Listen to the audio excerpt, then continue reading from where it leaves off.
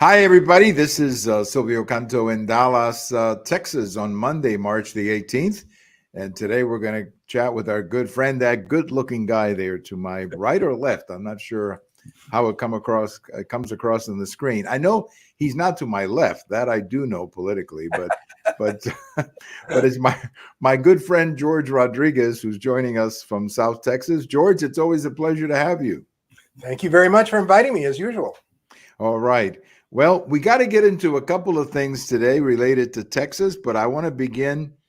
George, I am getting ready for the bloodbath. Are you? I mean, are you like I've really? heard there's going to be a bloodbath. Yes. Yes, I heard about that. So I'm ready. I am like ready. Where's my machete? I need to go out and start I've got a engaging in it. pitchfork.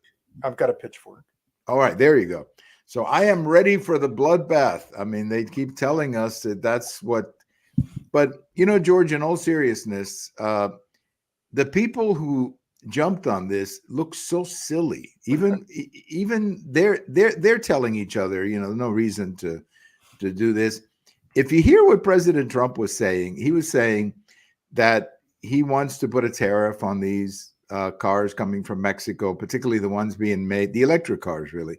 Being made at these. Apparently, I didn't know that they were already built, but China is planning to build some manufacturing facilities in Mexico. And he was basically saying, if we don't stop that, there's going to be a bloodbath in the auto industry, meaning that people are going to lose their jobs. That's what he was saying. But somehow this has become, I guess he's planning another January 6th, George.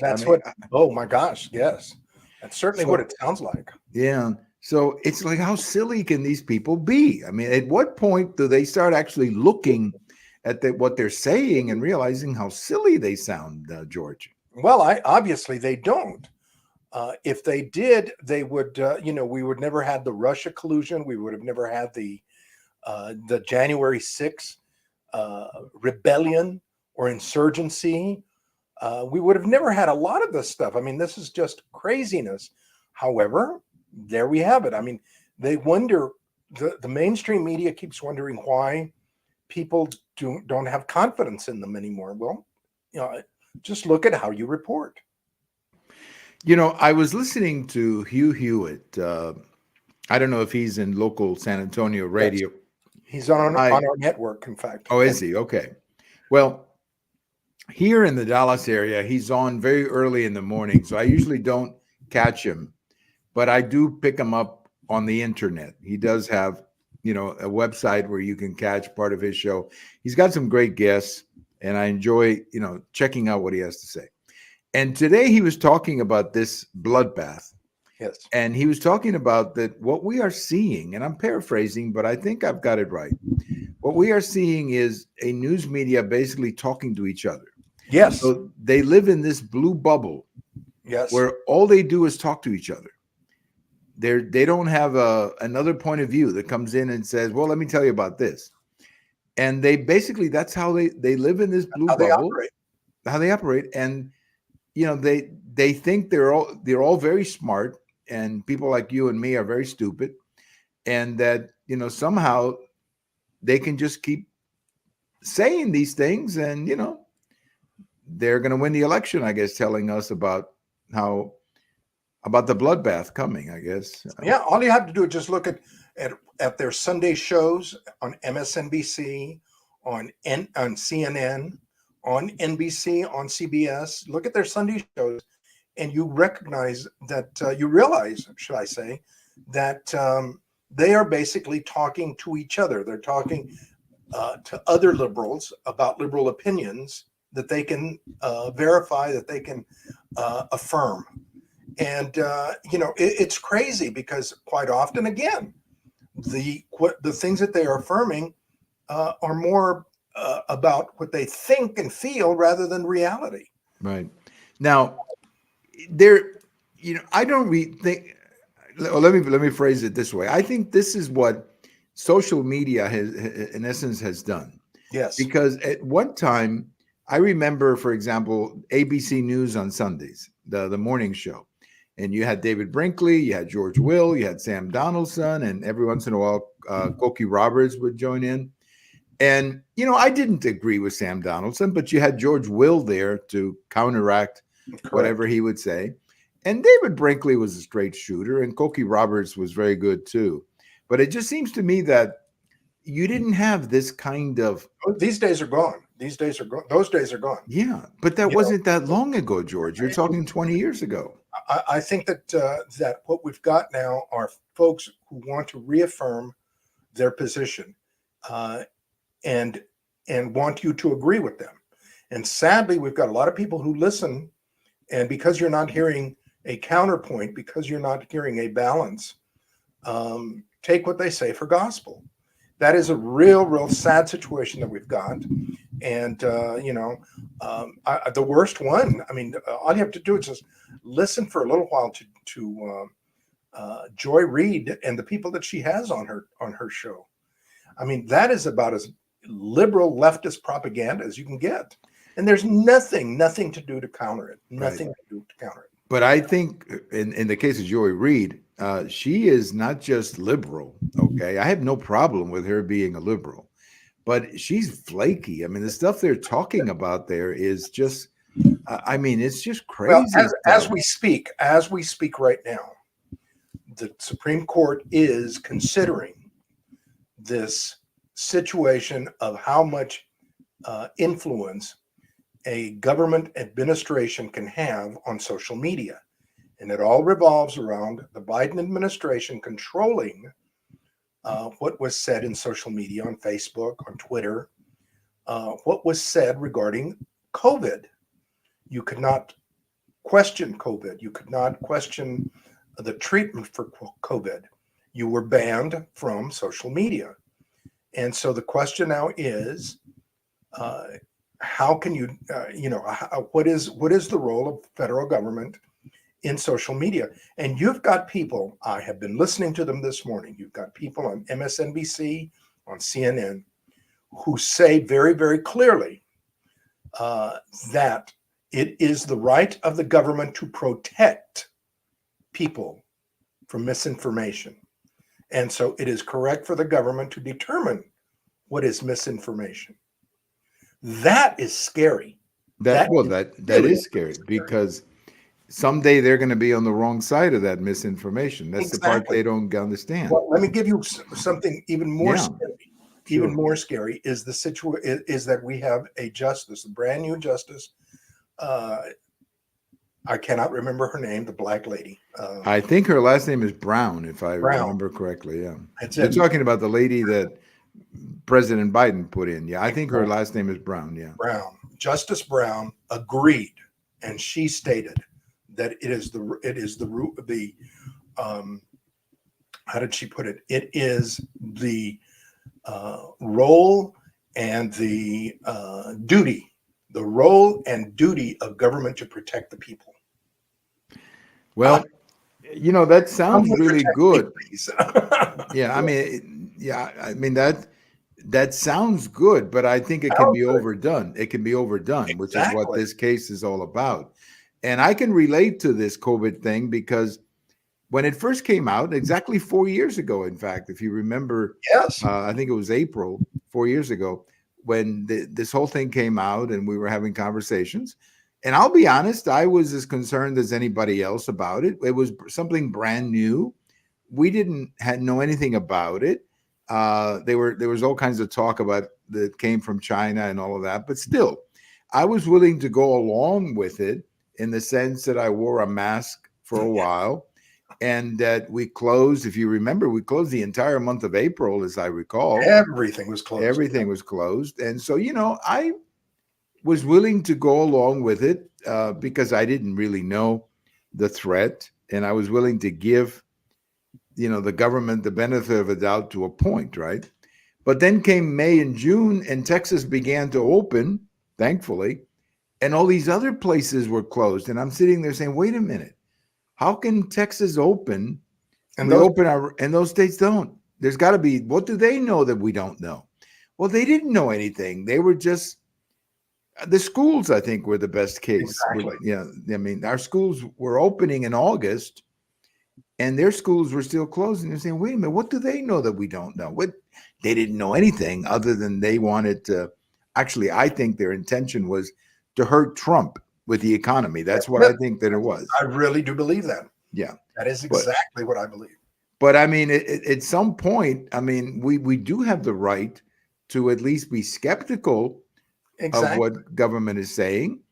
And it got to a point where you couldn't say, if you came out and said, well, the vaccines don't work, that was like you were. Oh my gosh. Yeah. Burning at the stake. You were, exactly. It was a witch hunt on that point. Yes. So, and that's the scary part. I mean, that may be an extreme example to some people, but it certainly shows that, if you've got an opposing point of view, you ought to be able to express it in social media. Yeah. And if you don't like it, without the government getting involved. Right. And that's exactly right. And if you don't like my point of view, just delete it or move on. I mean, host your own point of view. I mean, it is social media. It is like social media is like the park, the free speech in the park. You can go and you can speak. You can be very, very nasty and people will, move away from you, or you can be very eloquent and people will, and you will draw people. But the fact is that what you say and how you say it should not be determined by the government. No, I agree. Again, I think, by the way, I have not been listening. I did hear what you said about Justice Brown because somebody pointed that out. But what I'm hearing, though, the few things that I've heard about these, the presentation today, there are a lot of skeptical justices, including Mr. Alito, who's apparently very concerned about censorship. Look, I think censorship is a bad idea. I don't care who's behind it. And I agree with you. I think social media is like the place where everybody speaks. And if you don't like it, you can listen to it. If you don't like it, move on. Exactly. But don't try to shut me down. So I agree with that. But anyway, this thing about the bloodbath is so stupid that it's ridiculous. I mean, it's just absolute. And then they wonder, George, why the trust in the media is going down. Exactly. That's exactly right. Yeah, they're sitting there going, gee, why is it that less people trust what we do or what we say or what we report? Well, my answer would be, hey, guys, have you actually listening? Are you watching yourselves? Are you listening? Are you listening? Exactly. Well, anyway, let's talk about a couple of quick things. One, we were supposed to have something on the Supreme Court in SB4 by the 18th. If I understand it correctly, George, correct me if I'm wrong, the court has until the 18th. Now, if a court doesn't do anything by the 18th, does that mean that it goes back to the appeal court and the law goes in the books or stays on? One of two things: they cannot do anything, and it just goes back into the books. Back to the appeals court. Correct. Or they can just delay it, issue a delay, and say we're not ready to make a decision on it. Right. So they could buy more time. I guess that's what you're saying. Yeah, let's say another week. May happen because the way that I am hearing the discussion, or that I've heard the discussion regarding the role of the federal government and the failure of the federal government, it's they apparently really want to put the federal government on notice that they, being the conservative judges, that they have failed completely and miserable in protecting the border. And that's a very delicate way to put it for the to explain it. But, well, if you remember, George, the last time that this came up, and it had to do with the Border Patrol and this particular park, I forgot the name of the park on the border. 4 justices bought what Texas was saying. Exactly. And that was before there was any further presentation. I think that may be where this delay is coming from. Yes. How are these justices, if they're going to look justice-like, if they're going to look impartial, if they're going to look like they care about law and order, how the heck are they going to say no? You can't protect your citizens. You can't protect your property when they themselves are not doing. When the federal government itself is not doing. Right, and that's the whole point that Texas is making. So, I thought we might have it today, but it may be late, maybe later today, or maybe during the week. But as I understand it, if the Supreme Court says, well, we're not going to take it, or we're not going to opine, I love that word, opine. If they're not going to opine on this, then it does go back to the appeal court and the law goes into effect. And it goes into effect. Yeah, interesting. Well, we'll see. We'll see what happens. Well, the main story that I wanted to talk to you about today was the primary and the turnout on the primary.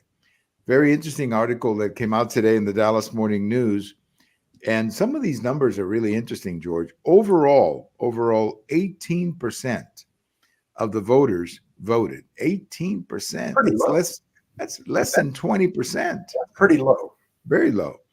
Now, what they're saying is that there wasn't any contest, like there was no presidential primary like you had back in 2008 between Obama. There was no reason for them to go. Yeah.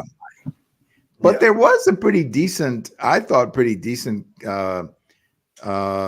race there between, Congressman Allred and State Senator Gutierrez. I thought that one got a lot of publicity, but that apparently didn't excite them. Well, overall, Silvio, I think it's very difficult for the Democrats to excite anybody except their hardcore radical base. I just can't see. I mean, what issue was there that both of them could differentiate themselves on without alienating that radical base that they both want? What were they going to say? No, I don't support free abortions, or were they going to say no? I don't support taking guns away. They have really, in my opinion, painted themselves into a corner, particularly Democrats in South Texas, where the border is completely out of control, and in Uvalde, I mean, that's where Gutierrez kept on harping about the death of these these kids at the hands of guns, not at the hands of a crazy guy, but at the hands of guns. And it becomes very, very difficult in a rural community where everybody has guns for them to win. And I just don't think Allred is now has won, and I think he's portrayed himself as the moderate. He's going to have to run to the middle. I mean, he's going to have to run to the left, rather. He can't stay in the middle. He's going to have to run to the left. Well, if he wants to get him excited, he has to run. Yeah. And if he does, then again, what it does do is it excites people who are upset about the border, who are upset about somebody trying to take their guns, who are upset about the economy, who are upset about having to pay what we pay every time that we fill up our car, what we're paying for eggs, what we're paying for meat. And it's incredible.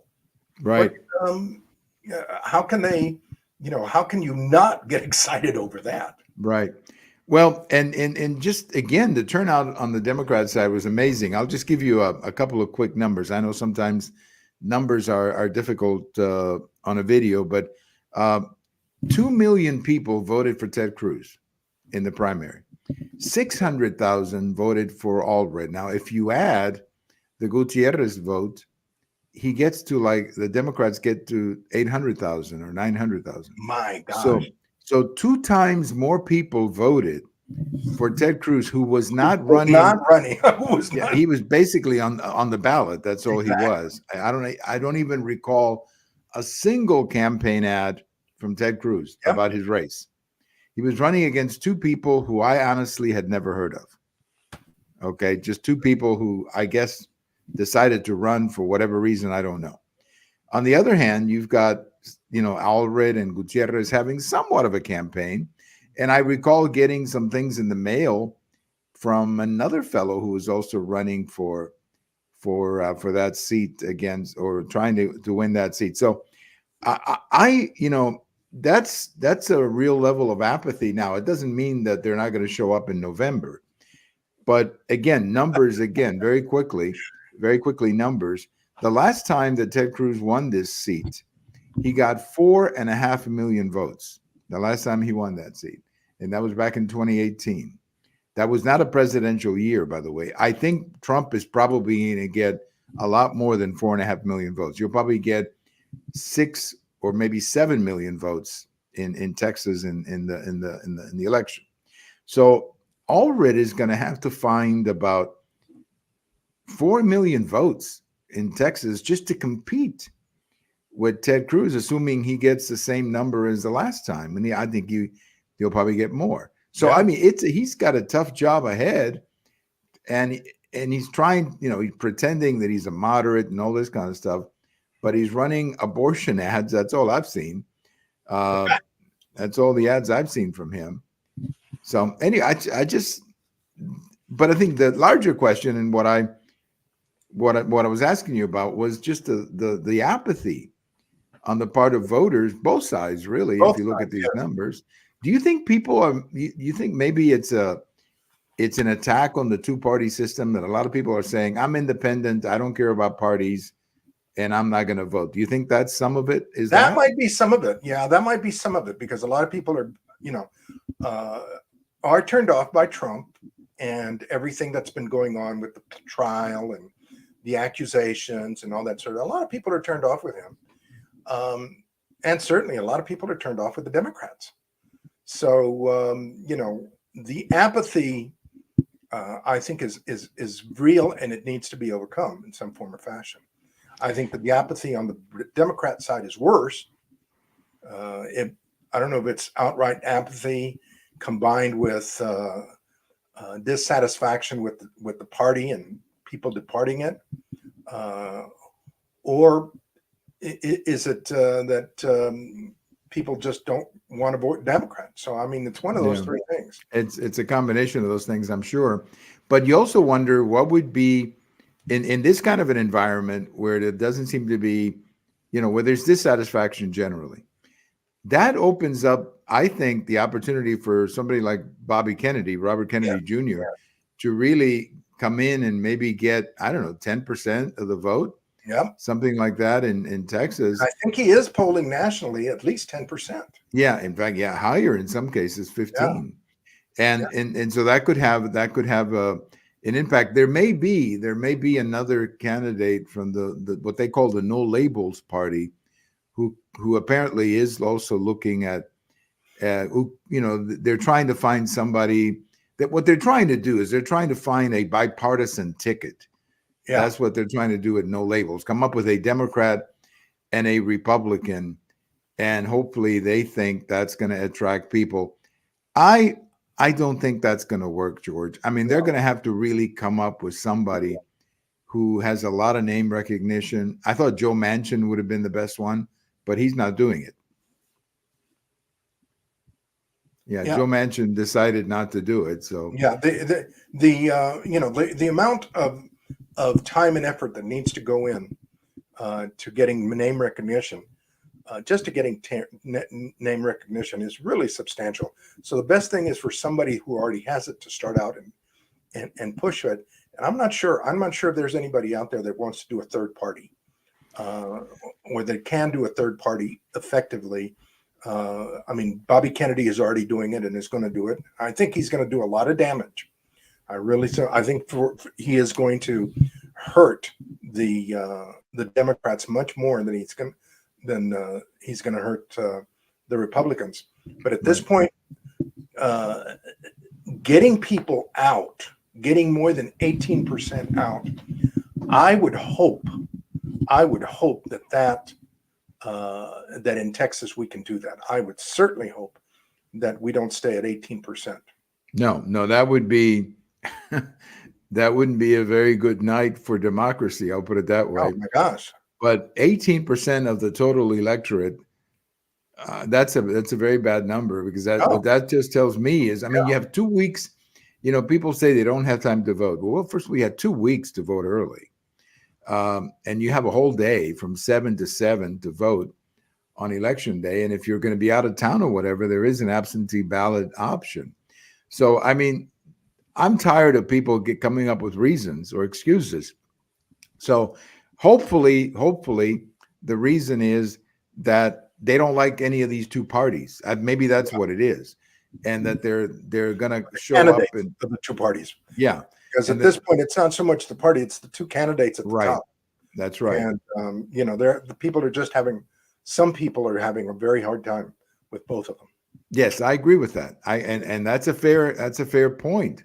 That I heard somewhere that like half of the country would like to see a different choice for president, and but obviously that's not going to happen. Although if I had to bet money, I think there's a better chance that Joe Biden is not on the ticket or on the ballot, meaning that he's replaced by the Democrats, than at this point the Republicans. I don't see anything other than a health issue that could replace Donald Trump at this point. I think he's in, unless, and again, God forbid, there's a health issue with him. But with Biden, I think there could be a reason for the Democrats to put him out.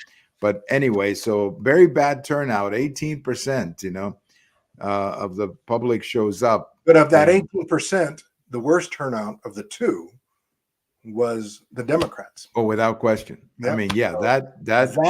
I mean, not only should they worry about the turnout, they should worry about the turnout for them. That's right. No, you're right. And they have a real problem with that because their numbers were pathetic. And I'll just repeat them. The top race was the U.S. Senate. That's the top one. And 2 million for Cruz, 600,000 for Allred, and altogether less than 1 million for Democrats. That's not a good number. Well, George, we'll wait for the Supreme Court to make a move on SB 4, but if they don't act and it expires, I believe, I could be wrong, but I believe that means it goes back to the appeals court and SB 4 goes into effect then I guess the next day. Yeah. And again, I think the anxiety against it is based more on assumptions. Well, it is based on assumptions, strictly on assumptions. And so I really think that the law needs to stand, and let's see what happens. There are some crazy. I did an interview with Telemundo earlier today, and the guy made the asked me about the example. Suppose him and his grandmother are driving to church on Sunday. Will the police stop them? And I asked him for what reason? And he says, well, because we're Latino, and the police will never stop you for being Latino. Especially when there's a very, very good chance that the police officer is Latino himself. Yeah, I mean, this is the whole farce about this whole thing, that somehow these police officers are going to be targeting people who look like Latino.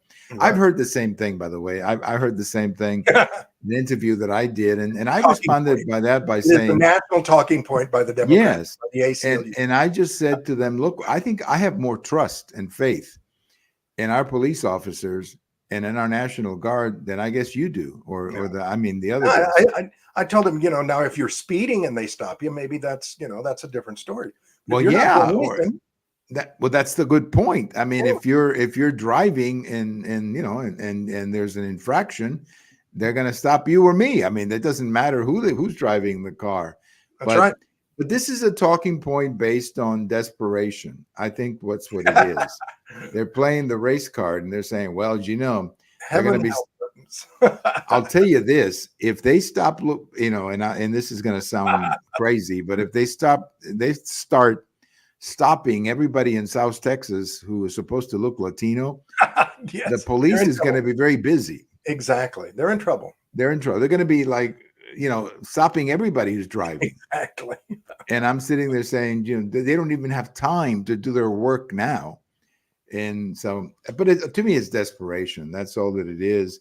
But they've done this before. They play this race card all the time. Well, George, as always, thank you for your time.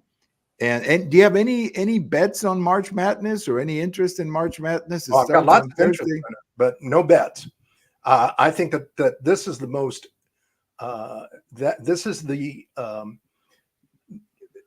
is the tournament that is more equal more balanced than any I have ever seen. Right. And there's a couple of teams that look very, very good, Houston being one of them. However, anybody can beat anybody. It's going to be an open one. I love it. Well, and that's exactly what happens. Every so often, a number 16 beats a 1.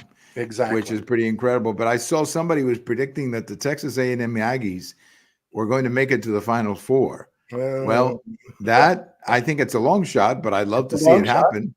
I'd love to see it. I'd love to see it. It could happen. Texas It could happen. But what you said about Texas has a bunch of great teams right now. They do. And in fact, I think there's 6 Baylor, Rice, Houston. TCU. They are all capable of getting to the Final Four. That's right. So it's going to be fun to watch. Good to talk to you, George. Yes, Have sir. a great day, and thank you so much as always. Thank you. Bye-bye. All right. Our good friend, George Rodriguez, joining us from South Texas, talking a little bit about the turnout. The primary turnout was dreadful. I mean, that's all I can tell you. The turnout was dreadful. 18%, less than 20% of the voters showed up. Wow, that's not a good number. Now, granted, there's a lot of people who are independent and they don't vote for one party or another, so that may explain some of it. But 18%, that's awfully low to me. And then when you go into the parties, it was even worse for the Democrats. Their turnout was pretty bad overall. Well, thank you for listening. This is Silvio Canto in Dallas, and we'll talk to you later. Bye-bye, everybody.